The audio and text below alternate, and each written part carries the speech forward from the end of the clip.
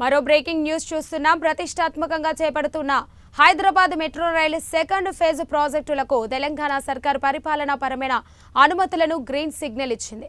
ఈ మేరకు ప్రభుత్వ కార్యదర్శి ఇలంబర్తి ఉత్తర్వులు జారీ చేశారు. హైదరాబాద్ మెట్రో రైలు సెకండ్ ఫేజ్ లో భాగంగా మొత్తం 19,579 కోట్లు అంచనా వ్యయంతో 86.1కి మేర ప్రాజెక్టు నిర్మాణం కానుంది. ఇందులో కారిడార్ 9లో ఎయిర్పోర్టు నుంచి ఫ్యూచర్ సిటీ వరకు 39.6 కిలోమీటర్లు, కారిడార్ 10లో జేబీఎస్ నుంచి మేడ్చల్ వరకు 24.5 కిలోమీటర్లు, కారిడార్ 11లో జేబీఎస్ నుంచి శామీర్పేట వరకు 22 కిలోమీటర్ల మేర ప్రాజెక్టును చేపట్టనున్నారు.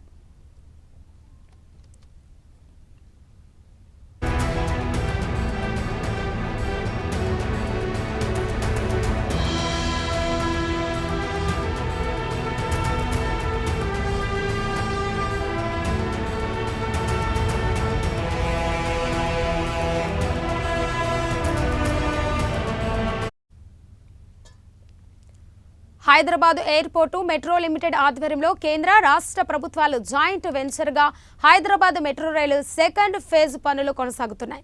కాగా ఇందులో తెలంగాణ ప్రభుత్వం వాటా 30%, కేంద్ర ప్రభుత్వం వాటా 18%, జైకా ఏడీబీ ఎన్డీబీ నుంచి రుణం వాటా 48%, పీపీపీ కాంపో నెంబర్ 4%గా ఉంది. ఈ నేపథ్యంలోనే మెట్రో రైలు సెకండ్ ఫేజ్ పరిపాలనా అనుమతులు ఆర్డర్ కాపీతో పాటు డిపిఆర్కు జత చేసి కేంద్ర ప్రభుత్వానికి పంపనున్నారు.